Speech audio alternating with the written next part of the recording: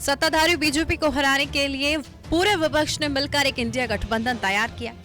अब इंडिया गठबंधन की मेंबर ममता बनर्जी के तेवर कम होने का नाम नहीं ले रहे। कभी वो बंगाल में कांग्रेस को भाजपा की बी पार्टी करार देती हैं, कभी अकेले ही मैदान में उतरने का ऐलान कर देती हैं। इसी बीच अब इतने सवालों के बीच ममता ने हाल ही में अपना स्टैंड क्लियर करते हुए कहा वो इंडिया को बाहर से सपोर्ट करेंगी। ममता के बार बार बदलते स्टैंड ने कांग्रेस में रार डालने का काम किया है। दरअसल अधीर रंजन चौधरी लगातार ममता के बदलते स्टैंड पर हमला बोलते नजर आए। अधीर ने बयान दिया कि ममता पर भरोसा नहीं किया जा सकता, लेकिन अधीर के उस बयान पर खड़गे का गुस्सा फूटता हुआ दिखाई दिया। कहां से अंदर बाहर कैसे क्या करेंगे उनकी पता कर लो, उनसे पूछ लो। मैं उनसे भरोसा नहीं करते। गठबंधन छोड़ के भागी उन्होंने, उनकी बातों पे कोई भरोसा नहीं। अगर बीजेपी की तरफ ज्यादा भारी रहे तो उस तरह भी जा सकते। मुझे उनके ऊपर कोई भरोसा नहीं कि गठबंधन तोड़ने वाली ममता बनर्जी सबने देखा है।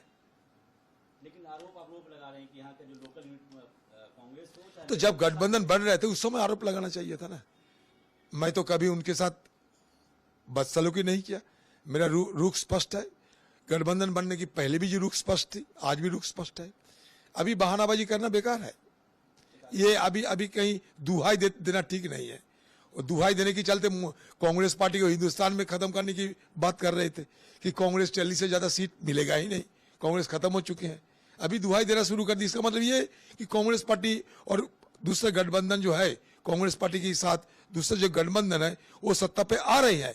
इसके लिए अभी मतलब जिसको कहते हैं कि लाइन लगाना शुरू कर दिया है ममता बनर्जी। चलो, ममता बनर्जी ने कुछ दिन पहले एक जनसभा को संबोधित करते हुए कहा था केंद्र में इंडिया ब्लॉक की सरकार बनने पर वो उसे बाहर से समर्थन देंगी।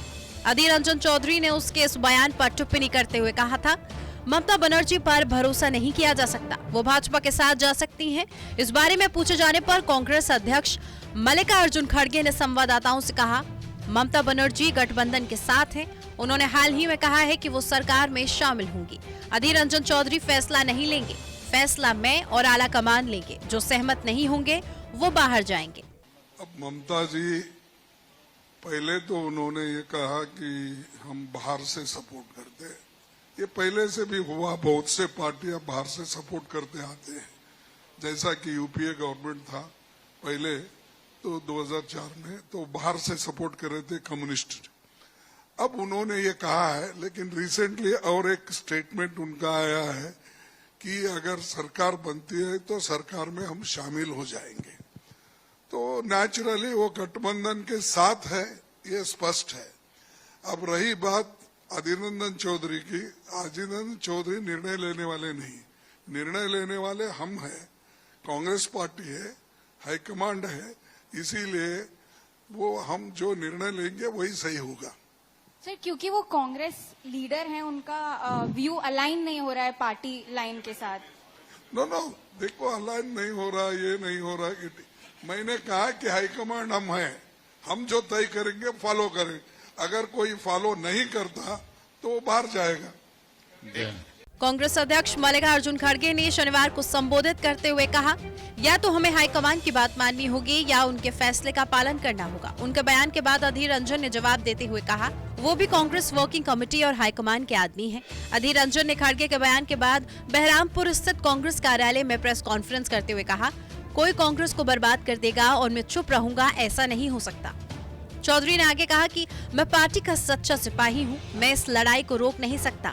मेरी ममता से कोई निजी दुश्मनी नहीं है। प्रदेश में पार्टी को बचाने के लिए संघर्ष कर रहा हूं।